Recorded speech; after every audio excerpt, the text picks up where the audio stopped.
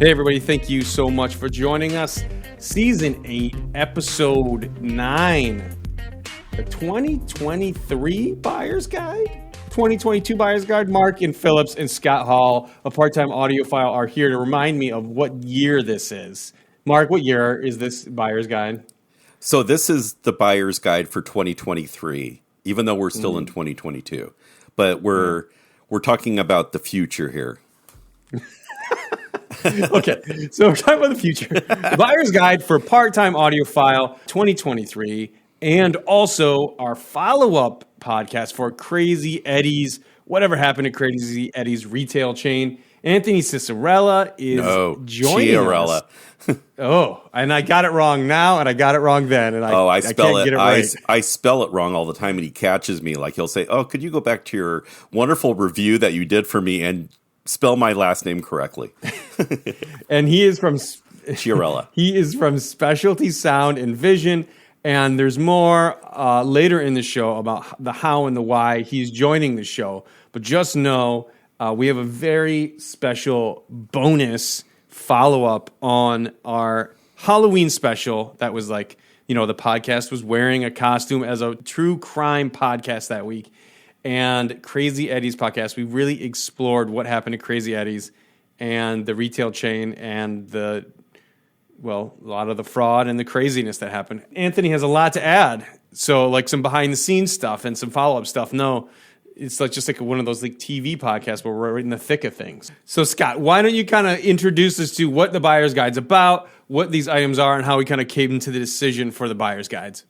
The Buyer's Guide is our approach to high-end audio. Quite simply, it's what we advocate, what we endorse, what we are excited about, the things that kind of get us out of bed and into the high-end world in the first place. It's the lure. It's the thing that makes you want to do more, buy more, play more. So that's kind of how we're coming at this. Most of the stuff in here we've reviewed, not everything, but almost everything. And the stuff that we haven't reviewed is stuff that we're hoping to review soon, but we also have a ton of experience with. We love this stuff. This is our love note to what's possible. How do we get there? Well, we go out all over the place. Unlike a lot of our colleagues in high-end audio, we travel. So we actually show up at these shows. We go to dealers. We talk to manufacturers. We get stuff in. And then after all that is said and done, after all of that process happens over the course of the year, we sit down and we talk. However, at the end of everything, we come up with a set. And those sets are then whittled down to a single winner for our product of the year, which will be coming after the Buyer's Guide. But this is the kind of process by which we get to that one kind of pinnacle product for the year. And that's our Buyer's Guide. This is the stuff we love. Today's show is sponsored by Wharfedale. For nearly 90 years, Wharfedale has built loudspeakers for music lovers all over the world. With a warm and natural sound signature, their inherently high-fidelity sonic retrieval simply makes you want to listen to your music for longer.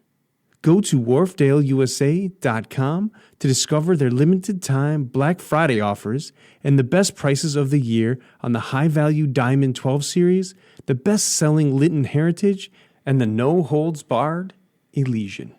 That's WHARFEDALEUSA.com. Today's episode of the Occasional Podcast is brought to you by Zoo Audio, waging a revolution in American hi-fi since 2000.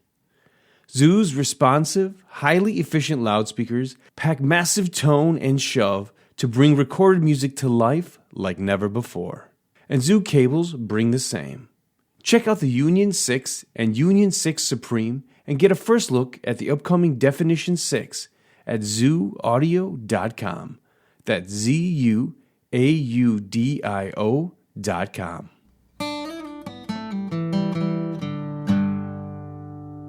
The Buyer's Guide this year is broken out into a couple categories. That is best bookshelf speakers, best floor standing speakers, best integrated amplifiers, best power amplifiers, best preamps, turntables, phonopre's, cartridges, tone arms, and head shells, best digital players, headphone gear, best power management and cables, best hi-fi accessories, racks, and stands. We're not trying to give away all of our best picks, but what do you think was maybe one of the best values you heard this year, Mark, in terms of not the pinnacle of sound, but like just damn good sound for the money? Well, I have one in mind that doesn't completely align with that entirely. Rather, this is an integrated amplifier that retails for $4,450. And it just checked all the boxes for me in every way. Would I buy this? Yes. And in the very fact that it was affordable, and that is the Lab 12 Integre 4 integrated amplifier from Greece. This thing just was immediately my sound, locked into it. We made quick friends. I really miss that now that it's gone. So that was one of the biggest single products for me in terms of value, because it just gave me everything I needed for a lot less money than I think that I need to spend. And so for me, that's the very essence of having something that's best value versus a budget component. And we did have, I mean, if you want to talk more in terms of a great budget component, which we were talking about the LSA VT70 integrated amplifier, which was offered a lot of the same features as the Lab 12, but for $1195. And this built really well. It sounds nice. And you could assemble a very affordable system that sounds really good.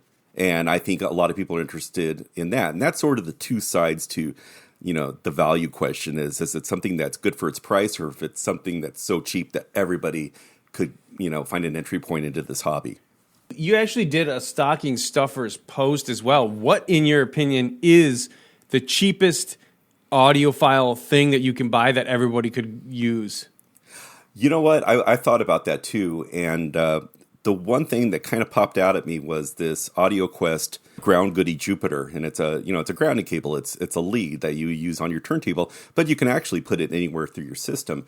And there's two versions, and I use the more expensive version. There's the Saturn and the Jupiter. The Saturn is $30. The Jupiter is $300. The difference between the two is merely copper versus silver, and the silver isn't as much better as it's different. So you can actually maybe listen to the $30 one and decide that's one for you. But for $30, I mean, that's, for me right now, that's the best $30 you could spend in this hobby, because it really does make your noise floor just drop. Everything gets so much more quieter. And like I said, if you have a turntable, you should be using it. But you can put it in other parts of your system, and it's still going to kind of drain noise and distortion away from the signal path. And Scott, hey, what do you kind of think on that path? Some of the things we put into our stocking stuffer are not necessarily new, but maybe new to you. And if they are new to you, shame on you, because you've had an opportunity to get on this before.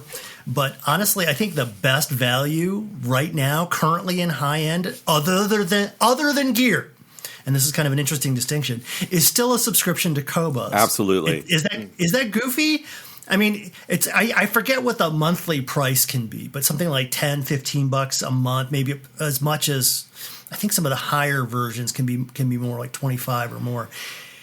I don't care what it costs, right? Just get it. It's the best streaming service out. It sounds significantly better than Spotify or Apple Music. I love it. It's amazing. Anyway, so that's my primary recommendation to anybody who's getting into high-end audio. There are some cheaper gear out there that people can certainly look into, none of which may be new this year. So maybe at some point we should just kind of do our roundup of stuff that's affordable. But stuff that is interesting in that high-end audio sphere are a couple of books that Mark picked up. I think the first one was The Perfect Sound by a friend of mine, Garrett Hongo, Professor Hongo. So Garrett's been around for forever and has seen it all, and then had the audacity to write it down. And he's just a beautiful writer. So I highly recommend the experience of sitting down and enjoying this book in giant gulps. Richard Colburn's book, also Adventures in Hi-Fi. Richard is a cut up. He's hilarious. This guy in person, he's so quiet and dry, but you listen to him for 5 seconds and you're like, holy crap, he's seen and done everything. These two books together, I think, are cool bookshelf additions to any audiophile's library. And they have the benefit of being affordable. One of the things that I've seen a lot, which I kind of found on the web that some other publishers have talked about at length too, is getting door stops for some of your electrical equipment. And if you wanted to, it's like a rubber-based heavy door stop, putting on top of your gear. If you have tiny gear like Shit Audio makes, sometimes they're so small, if you put a plethora of cables on the back, it flops it up, and it's a terrible noise. True. So I have so that you problem can all the put time, that.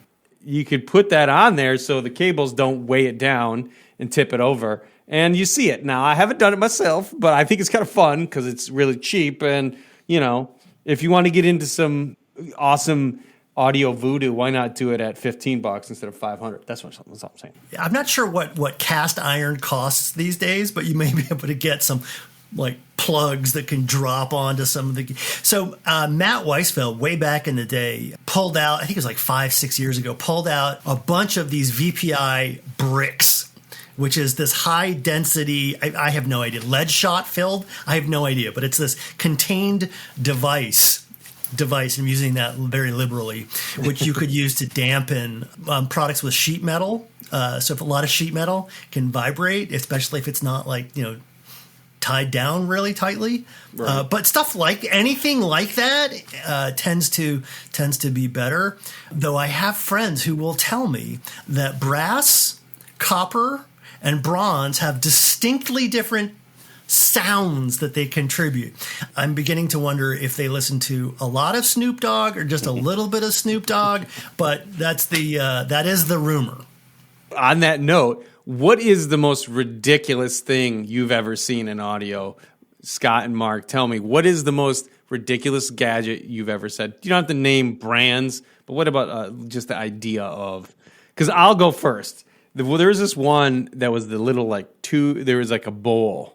And then it was like supposed to be shaped like, monks back in the day filled these with water and whatever. And they were like $500 a piece. You put them all over the room. And I say that because I actually saw people who had them in their house. And I'd be like, you got to be not kidding me. But I was like, you like to mess around with that stuff. It's cool. It's a hobby. If you got the money and you think it's fun and it makes a difference, I applaud you and good for you. But at the same time, it was like a pretty small bowl, right? These weren't large bowls. So I would question their thing. The last joint on your thumb would be too big, right? These things were tiny. Yeah, and you can get them in silver and gold and some other precious metal, probably some of which were radioactive. Who knows? But they profoundly altered the audio experience in ways that caused the space-time continuum to warp. Yeah, it's unbelievable what people would buy. But that was pretty profound. So I think I'm just going to be silent and say that's my favorite too. Like, what the hell, folks? What about you, Mark? Got anything? The little ceramic dots that they came on sheets. Just like you remember how the little candies used to come on the sheets?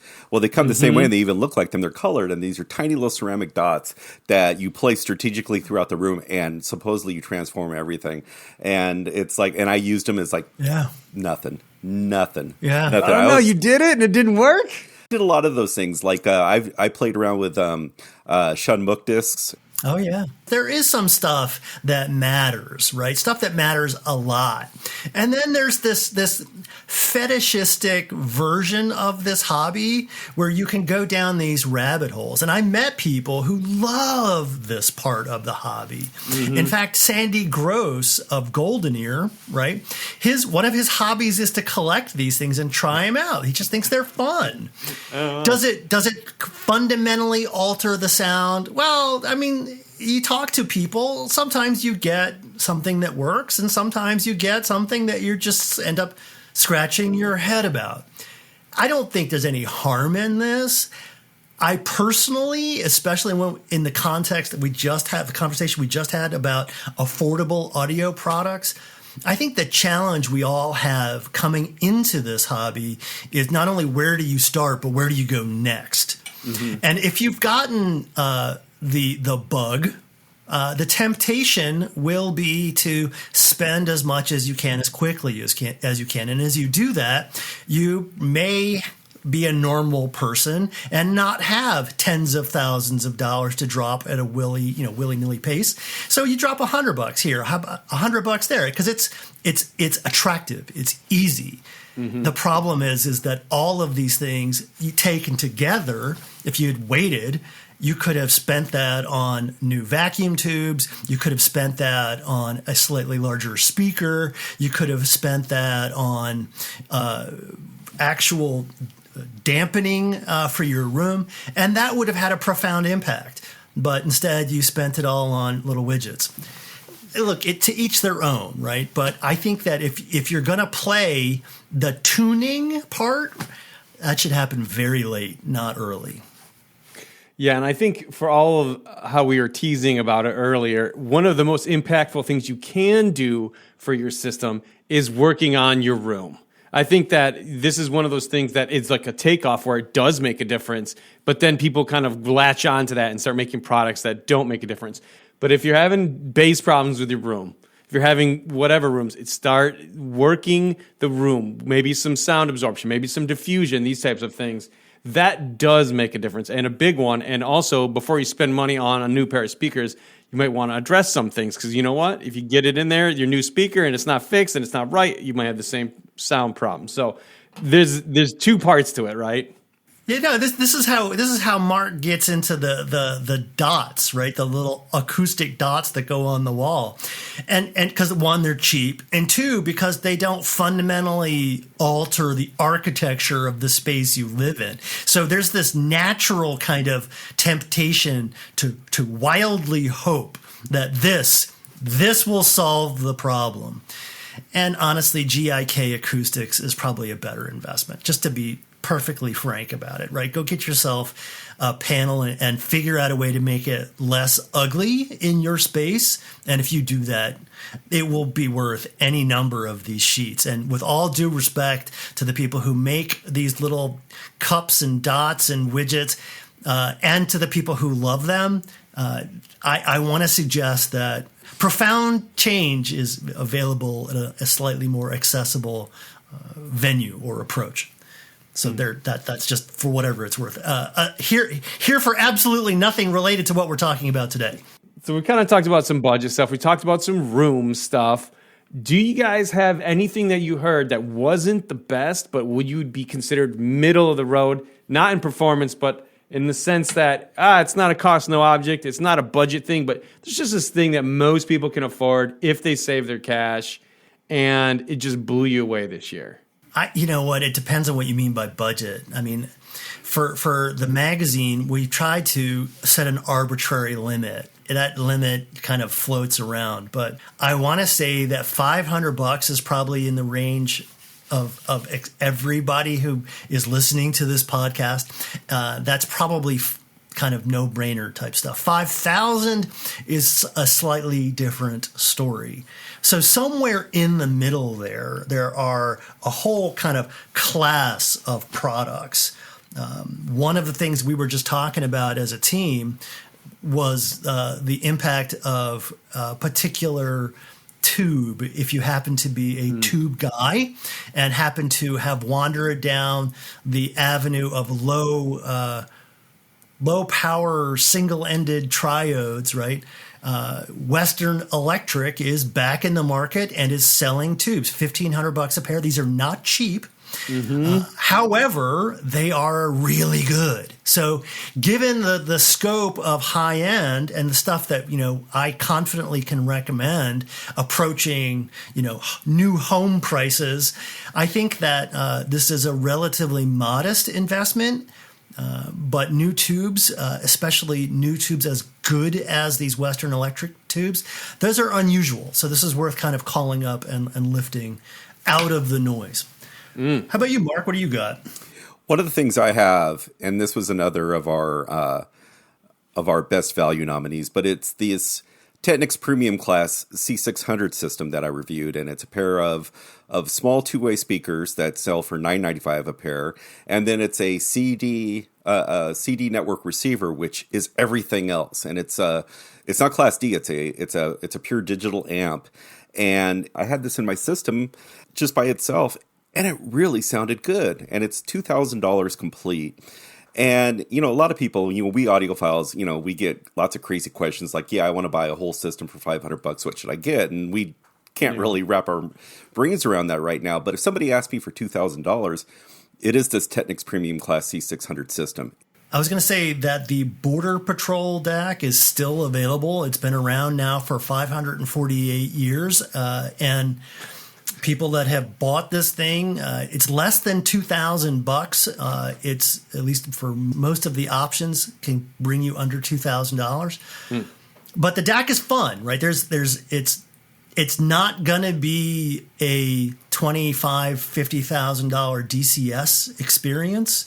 It will not be the thing that maybe you end with, but it's really great. And for the price point, it still slots right into that magic zone that people can try and find that maybe this experience is what makes digital audio tolerable. I was going to say that there are things out there that may be worth exploring. New cartridges are always a good idea.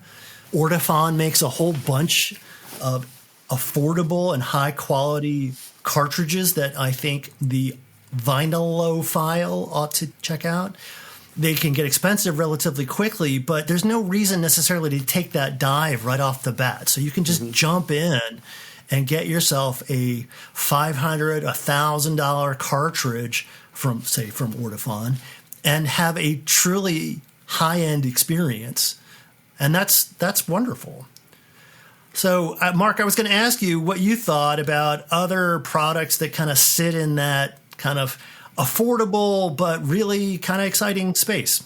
I really dug that Sparkler Audio Ballet CD player that I played around with. And this is one of those products where instead of using the latest DAC and the latest technology and the latest upsampling, they just chose parts that sounded great to them. This is a good example of like the Border Patrol DAC is like this, where they made all their decisions based on how great it sounded. And so this is one of those little CD players that just looks like a little box with a hub, and this, the CD spins right on top of it out and open.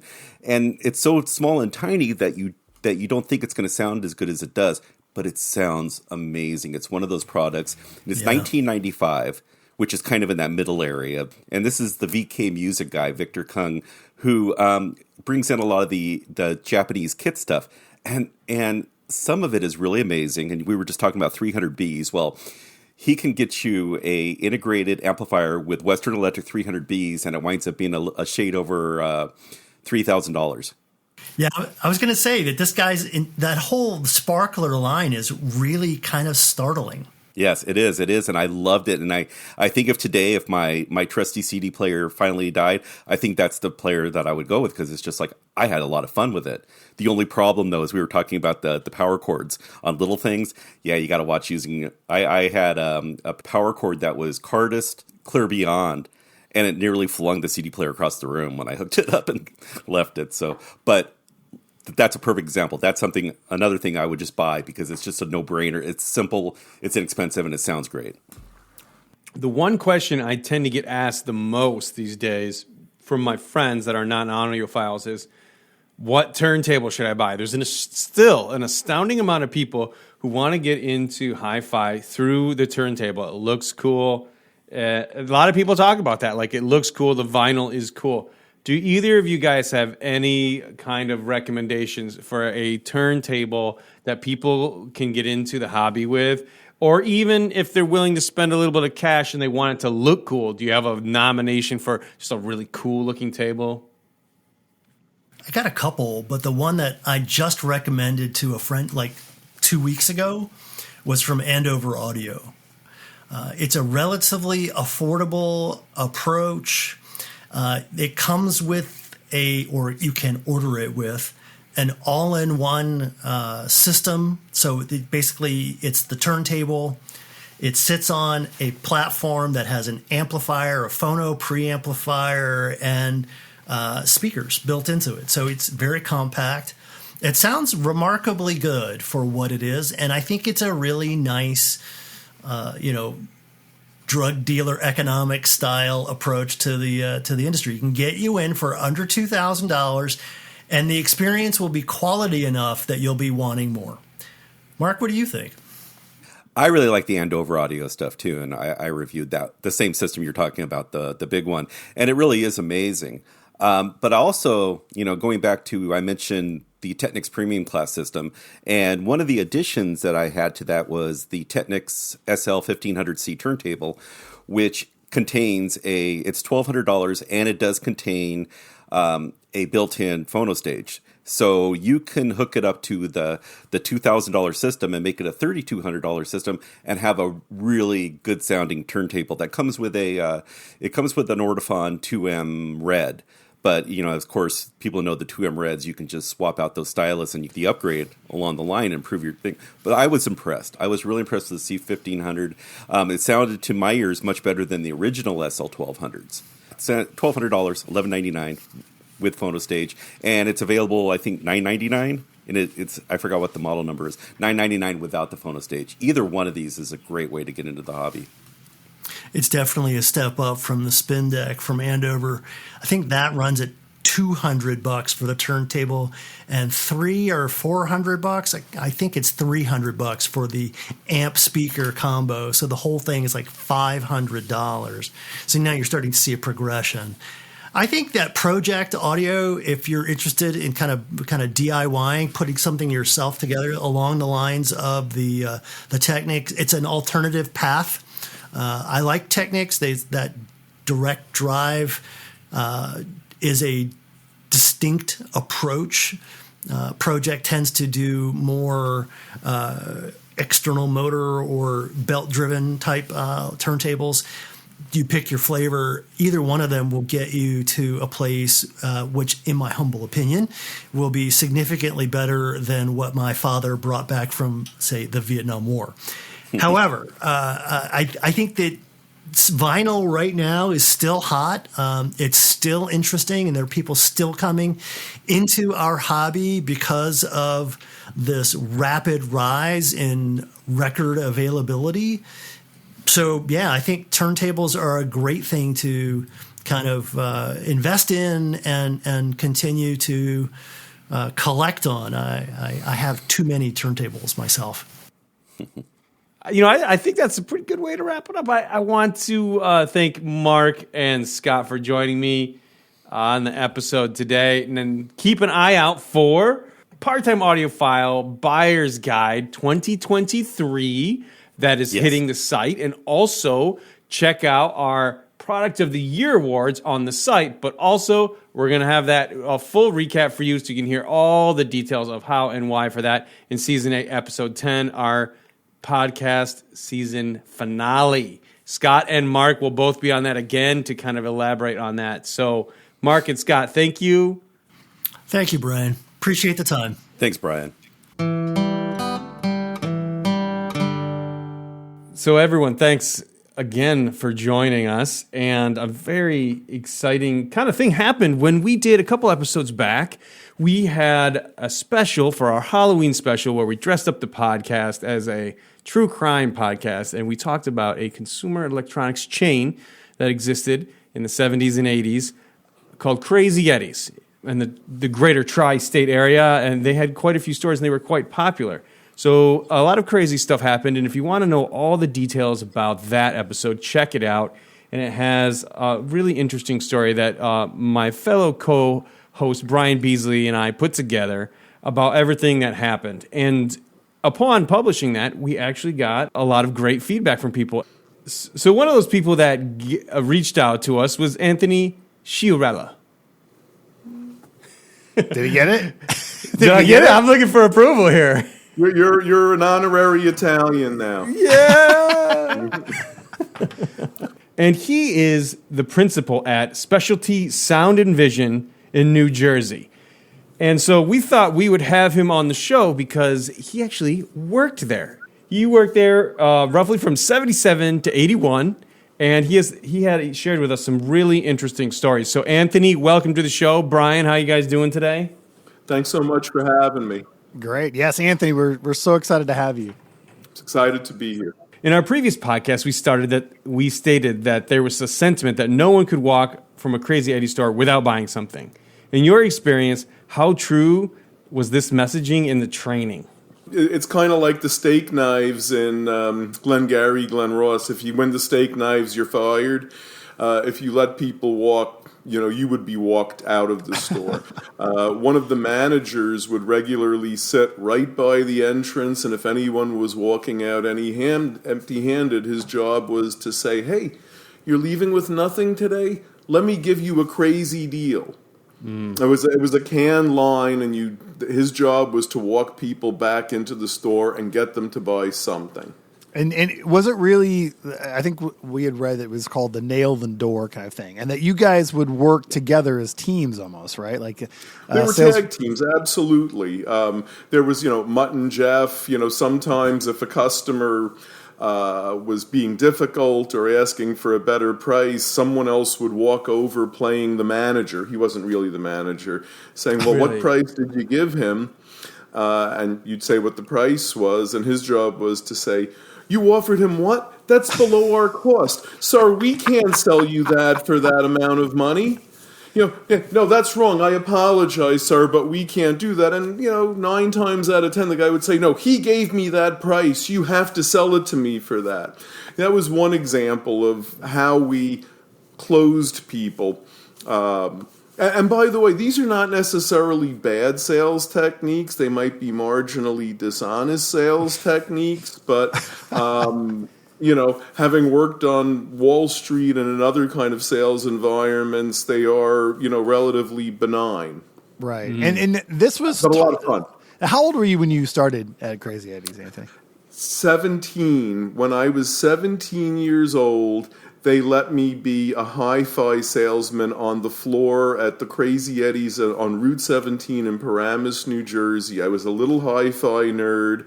Everyone wanted me to be a stock boy or a delivery boy. They let me work on the floor as an audio salesperson, and it was the most exciting, for my age, it was the most exciting thing I could have possibly done. So they saw potential in you, obviously. This is how sales were done at Crazy Eddie's, right? Like this was from the beginning, right?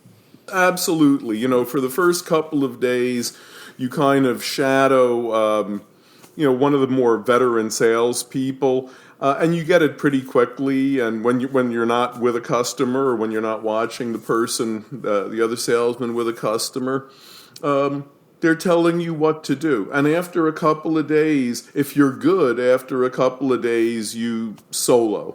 And they do judge you right away by not only how much you sell, but by, and we had touched on this in our previous conversation, but to make sure you're selling all their favored brands.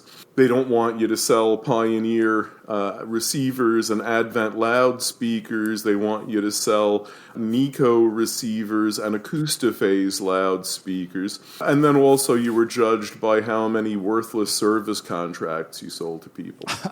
And before we get into the service contracts, because that is interesting, like why were you pushing them to these other certain brands? There are 2 reasons. They were bought in bulk. They were off-brands. So back in the 70s, Pioneer, Sansui, Kenwood, Marantz, these were the premier brands of Japanese electronics. Advent and JBL were the premier brands of loudspeakers. They were sold at more or less, when Crazy Eddie started, there was this thing called fair trade that you couldn't sell below a certain price. That's kind of what gave birth to Crazy Eddie's. But they did not have great profit margin for a dealer. And at the same time, when fair trade ended, those brands, because they were the most popular brands, everyone had them and everyone would offer some sort of a discount on them, which again eroded the dealer's profit margin. So what Crazy Eddie did, which is a pretty smart thing, is they made bulk purchases of second-rate brands like Nico receivers and Akai receivers. Later on, Toshiba. For speakers, they had their own house brand called Acoustiphase. So first of all, no one really knew what the list prices on these things were, but you could get full list price as opposed to giving a discount. And on the other hand, Eddie's was paying well below the dealer cost he would be for Pioneer or Kenwood or Sansui. Much more profitable. So it was basically a bait and switch, right? It was absolutely a bait and switch. Come in, get the lowest prices you can find. So you have someone coming in with a newspaper with prices on Pioneer receivers. And the way it would work is this. I'm going to make up a model number. I have a price for a Pioneer SX 1980 for $1,200 here. And maybe it was a $1,600 receiver. And the salesman would say, great, I'll beat that price. As long as I can verify it, I'll beat that price. Listen, you seem like a smart guy. If I said that I have a more powerful receiver with more features and a better warranty for less money, would you be interested? And almost no one would say no. If the guy said no, I want to make it very clear, if the guy said no, we would sell him the Pioneer receiver. The salesman would get screamed at for half an hour that, he wasn't good, but we would absolutely sell the guy the thing. Same thing with Advent loudspeakers. It was so rare that it happened. The product that you were really pushing, did it sound better? Was it better? Oh, it didn't sound better. It wasn't made better. It had no resale value. No, that's the part. And, my friends and I, my Eddie alumni and I, who still see each other, it's one of those things that, sometimes I go to confession and I feel very bad about the sins I committed against poor, unsuspecting audio consumers.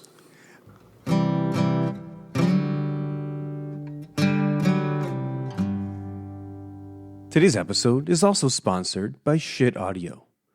Shit Audio designs and builds audio components in California and Texas. Based in Valencia and Corpus Christi, their wide line of amps, DACs, and audio accessories fit any budget, starting at $49. For a full rundown of all their products, visit shit.com or stop by their retail store in Old Newhall, just north of Los Angeles. That's SCHIIT.com. Today's episode is sponsored by Von Schweikert Audio.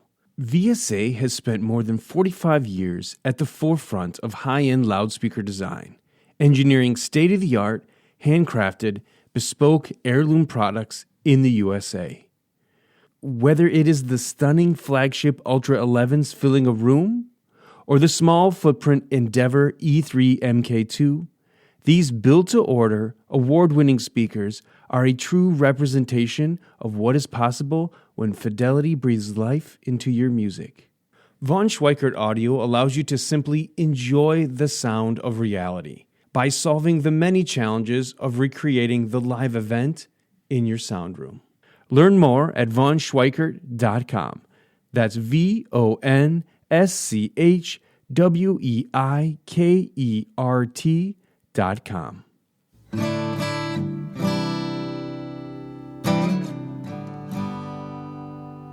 In the previous podcast, we obviously go into depth about what the cons that he was pulling about stealing sales tax and not paying all kinds of different taxes. And so they were able to make quite a bit of money on the back end. But one thing we didn't talk about were the warranties. Talk to me a little bit about what that con was, which kind of, I guess, still you said it in our last conversation that you will never buy a warranty, and then also tell us about your biggest sell that you ever had. Yeah, I'm very proud and ashamed at the same time of that sale. I got to say, there are times where it might make sense to buy a warranty, like if you buy a damage warranty on a phone or something like that. I actually did for the first time in my life. I bought a warranty on a set of tires recently because it just made sense. But back then, the thing you have to remember is back then all stores had service centers, not just Crazy Eddie's. Any hi-fi store you went to until at least the late 90s had a service center in the place. And so we would sell service contracts. They were normally 5 years, sometimes 3 years. But they were pretty much pure profit. And on hi-fi equipment, it still is. So we say, with apologies, the term we refer to is infant mortalities. If something comes out of the box and it breaks, well, it's going to be replaced right away anyway. But if something works for the first month, it tends never to break. So I would tell you that to this day, buying a warranty on a small, reasonably priced integrated amplifier or a pair of speakers is pretty much money thrown away. On some other products, that might not be the case. My big sale, my sale that I share equal parts of pride and shame was... You got to remember, back in the late 70s, 8-track was still the most popular tape format. Everyone had one in their car. And I sold someone, I think it was an Emerson, but it was some, third-rate 8-track player. Not even a player recorder, just a player. It was $39, I remember this. And... I don't know. I'd probably gone in the back and, had a beer or maybe something a little stronger. And, I was kind of feeling aggressive. And so I convinced this guy to buy an $89 service contract on a $39 tape deck.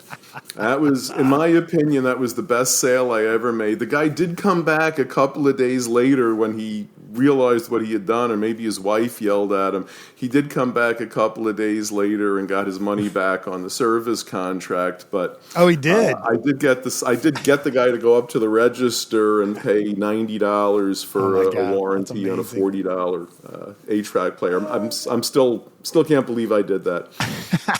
God forgive me. A feather in your cap there at Crazy Eddie's.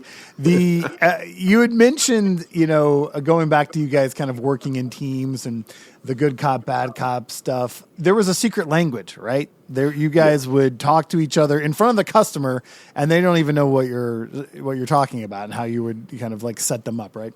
That's right. This was something. The first Crazy Eddie store was on Kings Highway in Brooklyn. And you should know that the way Crazy Eddie actually started is when there was fair trade.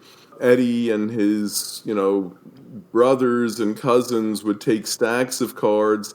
And back then, the center for hi-fi was East 8th Street in the Village. And they would each go in front of a store entrance.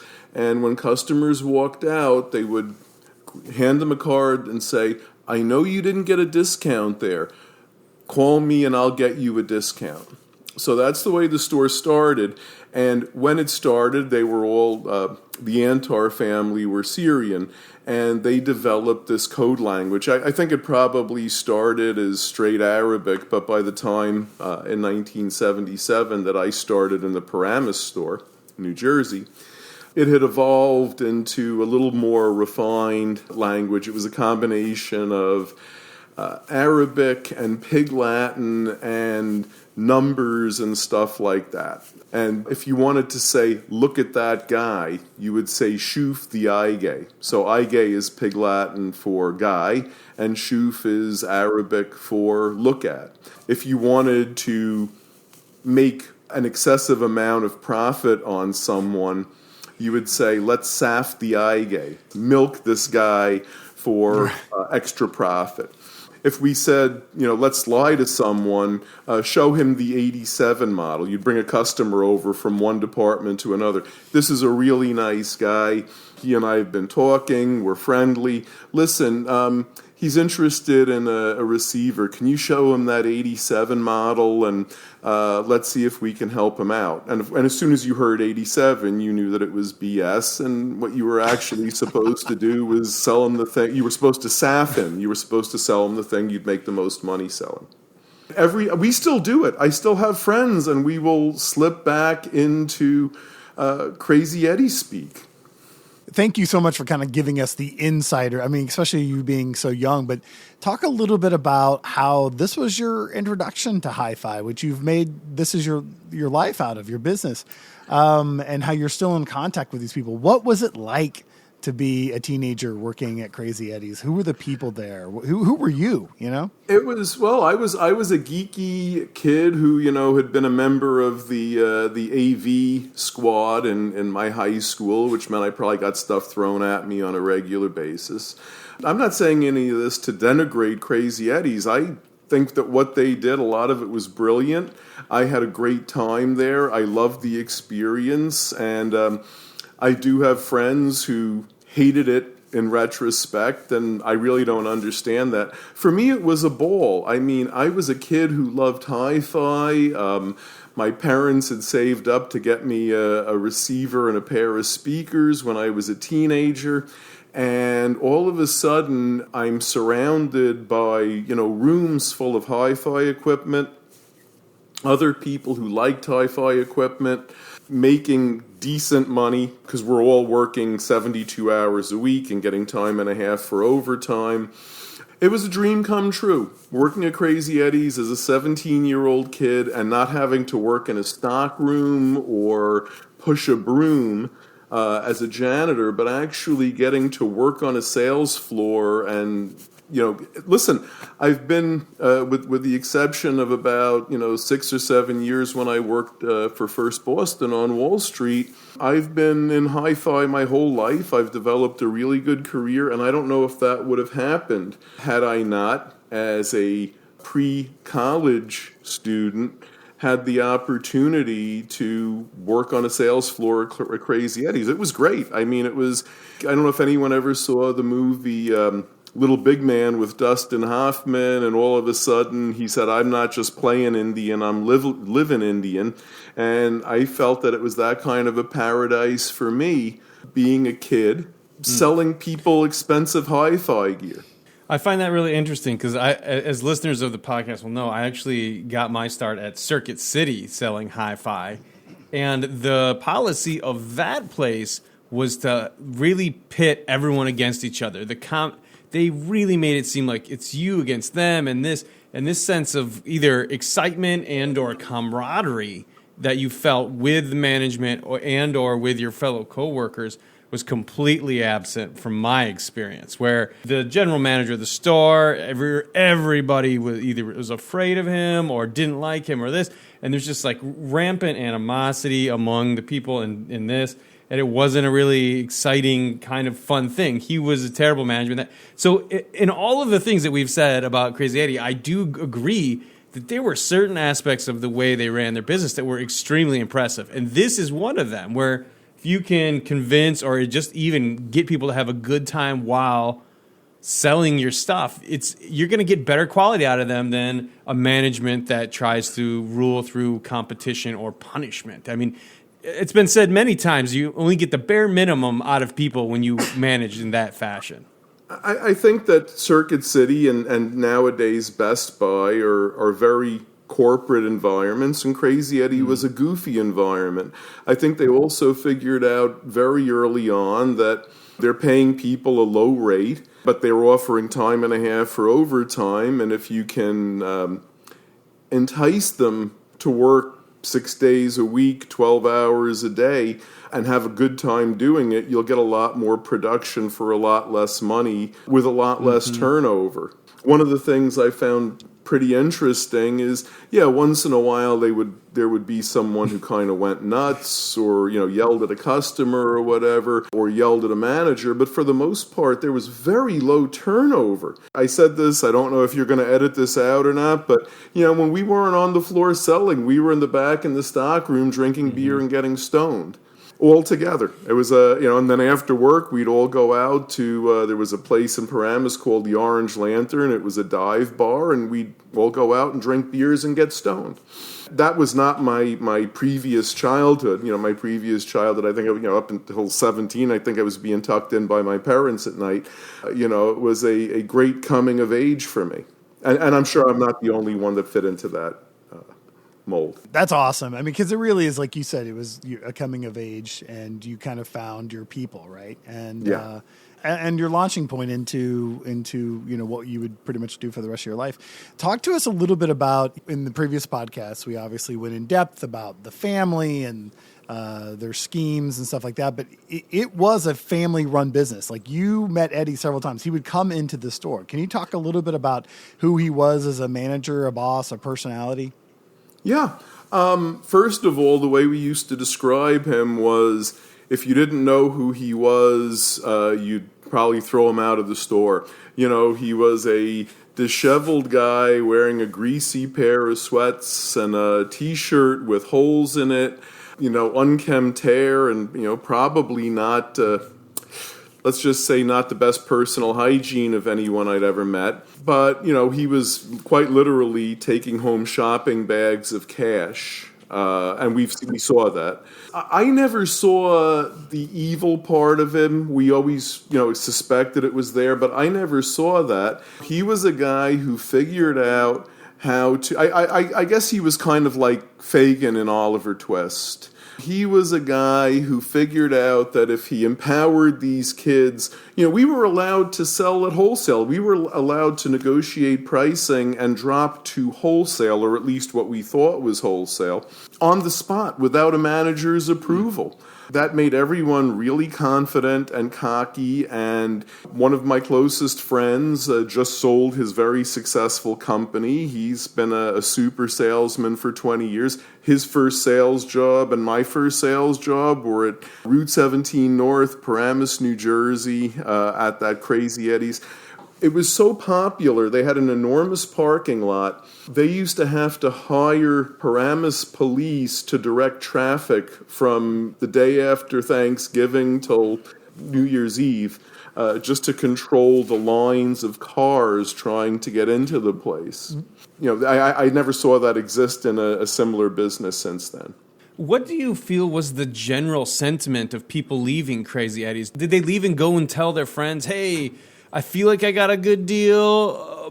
Did they feel like they got bamboozled very often? Or was it like so slick that people would kind of leave getting bamboozled without really even knowing they did, and then be like, hey, you know, it's pretty fun, it's wacky, it's crazy, it's different? Or what was driving that traffic? Was it just the marketing, in your opinion, or was it the experience there as well?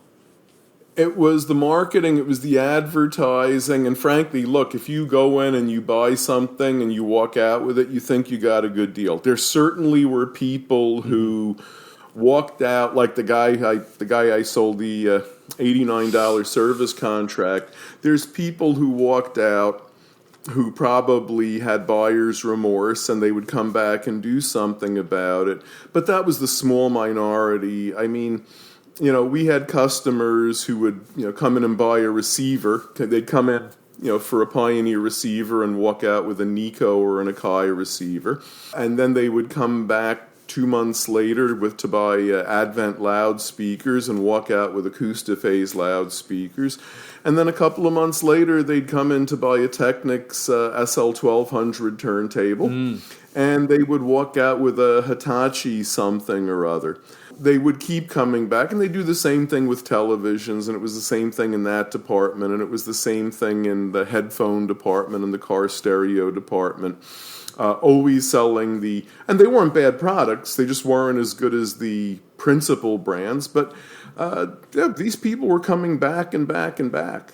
And it's because they had a good time. I think that a lot of them, the fact that you were haggling and negotiating, I would look at it mostly as a bad thing, but I think back then most customers thought it was great that they could negotiate a price, and if they got a little bit of a better price, I think they felt pretty good about themselves. That's a very good insight right there, I feel like. That it's probably overall not good, but the perception of the consumer they feel good, like, oh, there's some leeway here. They rely on their own negotiations without knowing all of the data, all of the information about the cost and such, to kind of say, oh, the opportunity is there for me to save money in this thing, but in the end, they probably don't. You know, obviously, there's all these cons going on behind the scenes and the higher up of the company, which you wouldn't even learn about until long after you'd left. But what you said that there were rumors, whether it be like inventory pushing around, or what were the rumors that you heard when you were working there? Well, some of them were not rumors. Some of them we actually saw happen. There was once a flood in the they had a store in the Bronx on Fordham Road. And they had a friend of mine go around to all the stores and pick up all the slow-moving inventory or the damaged inventory or whatever ugly duckling or orphan children were in those stores. And, go to, at that point, the chain was probably 10 or 11 stores. And that stuff was all brought back to this very big warehouse in Fordham, in the Bronx. And my friend was given a hose and a ladder, and he was sent to the top with a hose and turned it on and was there to soak all the inventory so it could be claimed on insurance at full price. And by the way, some of the items in the boxes were not what it said on the box. They just figured that you wouldn't look close enough. And I mean, this is something we know happened. Other stuff that happened was inventory was overvalued. You bought I'm going to give you an example. You bought a receiver and they gave you a tape deck, and the tape deck had, essentially no value or, no invoice cost anyway. But you would carry things as inventory as if they were separate items, and there wasn't a deal. I would guess there might have been more unscrupulous inventory valuations, but those I don't know about as a fact. We also knew that there was cash being moved out of the stores. We would see some of the larger customers go up to the office, and then someone would go to the bank with a bank bag. Nice.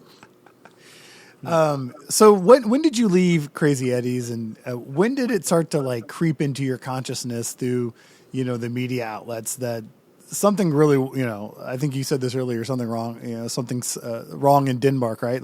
When did you kind of have a retrospective, oh my God, I had no idea it was this bad? That would have been well after I left. I had left. I worked at Eddie's several times in several locations between roughly 77 and 81 or 82. I think they went public in about 84, 85. And I never understood how they were going to go public, because the rules, as everyone knows, the rules for a public companies and the monitoring of a public company is very different than for a privately owned business. And I never saw how they were going to translate what they were doing. There was never a sale at Crazy Eddie's. I never saw a sale price on anything. And if you listen to the ads, they never offered an item at a sale. They never said this item is regularly $140, now on sale for $89. It was always the same thing, and everyone of a certain age who grew up in New York Metro remembers, get the lowest prices you can find. Crazy Eddie's will beat them. And when they advertised a Christmas and August sale, which was brilliant, they were maybe the first people to say, hey, let's figure out a way to take the slowest month of the year and improve business. They had their Christmas and August sale. But they never said this is on sale or that's on sale. It was always get the lowest prices you can find and Crazy Eddie will beat them. That was the mantra. And I never understood how that was going to work in a heavily regulated public company. I saw after they went public and I would go into the stores, I never saw the same kinds of crowds. The salesmen were much more pedestrian, less excited. I saw that it lost its luster. Frankly, at that point in time, I wasn't looking. My father, who's a lifelong investor, was actually looking at the numbers, I'm sure, but I wasn't. I couldn't imagine that they were doing the same kind of business per square foot of floor space as they had been back in the day. No one was surprised when he left the country. When he went on the run, you weren't surprised? That didn't surprise you at all? Not at all. Not at all. And it wasn't, I got to say, remember, it wasn't just him. There was this whole bunch of family and friends. He had two brothers, Mitchell and Alan, and they were all part of it. The father was part of it. They had friends who had been managing stores who were part of it. And there's things that this stuff was all kept from, the salesman and the other stuff. So if I tell you I have any kind of inside knowledge of that, it's not true. But we all suspected, because there'd be conferences in the office, or one of the Antars would come to the store and, just kind of leave without saying anything. And we all assumed that either he had gotten a message to someone or he was leaving with a bag of money. But I can't say that happened for sure, because none of us, really saw what was going on. We all had our suspicions. And again, Crazy Eddie's for me was a positive experience, an extremely positive experience. But the fact is, we all knew there was a lot of hanky-panky going on always. It was happening, the salesmen were encouraged to do hanky-panky. We were encouraged to switch people out of the good stuff into the not-so-good but higher profit stuff. So you can only imagine what the heads of the company were doing. Yeah, it was a culture from top to bottom, obviously. Yes, it was. With all that being said, that there was a lot of odd nuggets of genius sprinkled in their business strategies among some of the more, unfortunately, unethical practices. And we talked about this in the original podcast, and you can even hear some of it.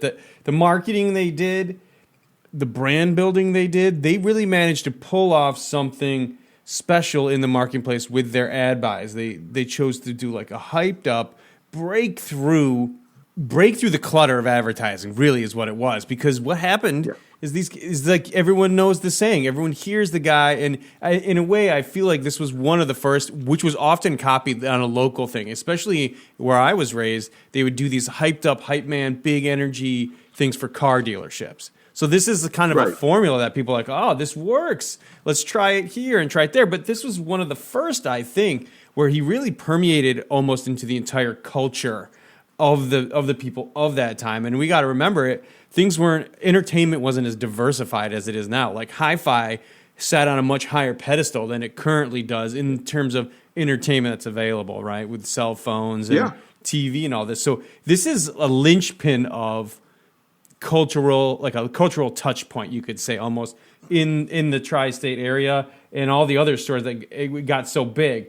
So I kind of don't want to forget that people had a good time. And like you said yourself, people made money, people growth. And I think it's obvious from your career path, Anthony, that this was a positive influence. You had such a good time where it left such an inspiration that after your stint on Wall Street, you came back. You're like, this is at least left a good enough impression in your mind that this is something you want to invest the rest of your time in, which is really... It was the most fun I had in my life, and I said, let me go back to it. Then I thought, schmuck, what did you do? But at the time, I thought this was how I want... And it turns out to be a very good way to have spent my life. The other thing is, it's easy to forget this, but he was doing these enormous media buys, and I think he really started to do them before he could afford them. And man, what a lot of courage, or, I don't know if this is going to make it to the cast, but what big balls you have to just sign up for all these long-term media buys for all these television commercials.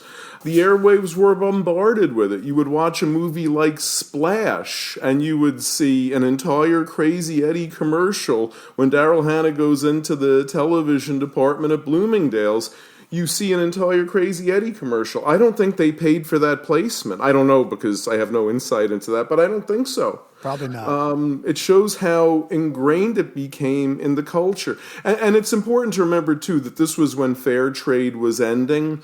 So the idea that you could negotiate a price on a receiver or a pair of speakers was something very, very new, and Eddie knew exactly how to ride that wave and when the wave was going to start and how to crest it. Yeah, I mean, he was never short on ego. That is definitely something that we learned when we did our deep dive. The brand was omnipresent. Matter of fact, you told us a great story about when Circuit City moved into Manhattan and basically how Crazy is you just crushed them. Can you talk a little bit about that? Sure, and I remember Circuit City, which was a much larger public company. They bought Lafayette Radio, or at least they bought the outlets, the New York outlets for Lafayette Radio, and they moved Circuit City in.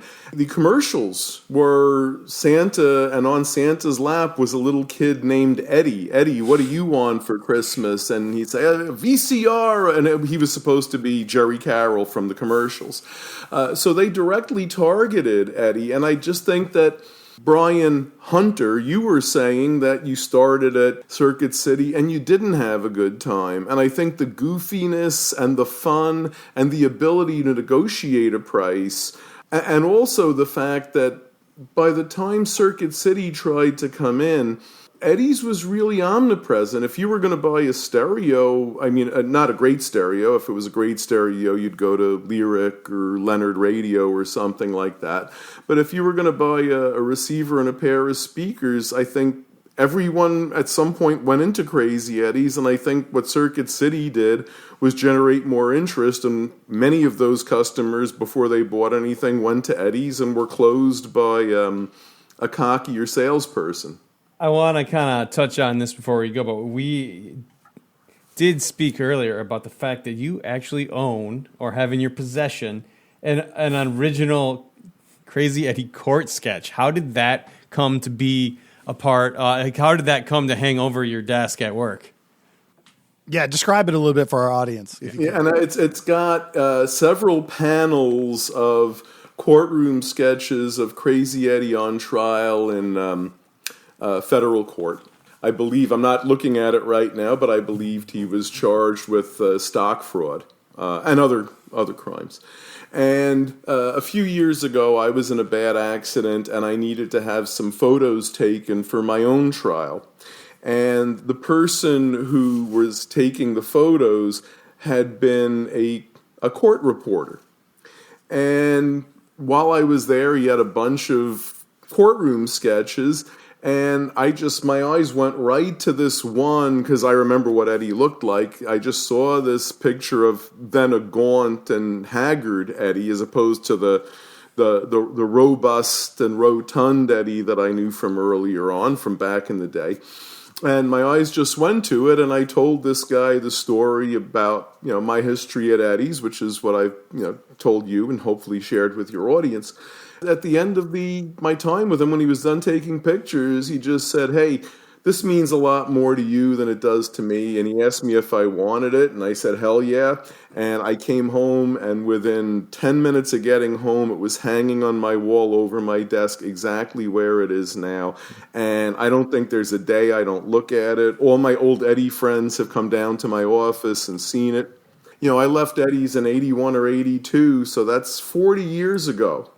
And I can't believe that probably 38 years ago when I got it, I got this souvenir of, and by the way, I think, listen, what he did was clearly a crime, but I'm not one of these, he got what he deserved guys. I told you that my experience at Crazy Eddie's was a lot of fun. I enjoyed it. I met some great people, and it was the first time that I got to try being a salesman. The lot numbers, you knew what you were doing. The dealer cost of every product in the store was featured right on the product on a little yellow tag. Yeah, it was really simple, and I'm surprised that customers never figured it out. I guess I wouldn't have figured out if I didn't know the trick. I mean, the simplicity that's the thing, right? Like you would never think that it would be on there, and you're like, oh, that's for inventory or something. Yeah, and what he was doing was putting on every product. There was a little yellow tag that would be on the right side of the product, and it would have the model number and the retail, and then below it would say L, and then a 9, and then a bunch of other numbers, and another 9. So let's say it was L91409. Okay, if you threw away the 9s, the number in the middle was twice the dealer cost. So to go back to that example, if it said L91409, you knew right away if you were a salesman that item at least we were told that was the dealer cost was $70. I don't know if they were the correct dealer cost or not, but that was the bottom line. Any salesperson in the store was allowed to drop to that dealer cost with no management approval. But every product in the store, headphones, car stereos, speakers, amplifiers, had that lot number, and it worked the same way in every store. And even close to the end, I was working on Wall Street, and there was a Crazy Eddie's down on Wall Street, and they were still using the lot numbers. Did you let them know that you knew? I was probably a snotty guy and said, "Oh, this item cost that much," to show how much I knew. Yeah, but that how was smarter you were. Yeah, I was trying to show how smart I was. I do know people who went back and were able to use that to get better pricing. Oh, I can imagine. Yeah, it's crazy. And that may seem like a small thing, but like I was telling about my experience at Circuit City, we were not allowed to move the price that much without a manager approval. And if it was anywhere close to going down, like you're saying, to close, it would have to go way up the chain. A big kind of process for any of that. That was like it set protections. But I think that's also showing faith in just being able to have that power. It shows faith in the training, faith in the people. And it kind of instills a more sense of family. Even just that small token of being like, you know what? You're a young kid, but we trust you enough to do this. But I mean, obviously, it really was such a confidence builder. And you close a few sales, and it's more of a confidence builder. Yeah. Well, Anthony, thank you so much for coming on and enlightening us a little bit more on what you've seen. I think this has been a very interesting conversation. Thanks so much for having me. It's great. It's a very happy stroll down memory lane. I enjoy talking to you, and I hope your audience enjoys hearing it.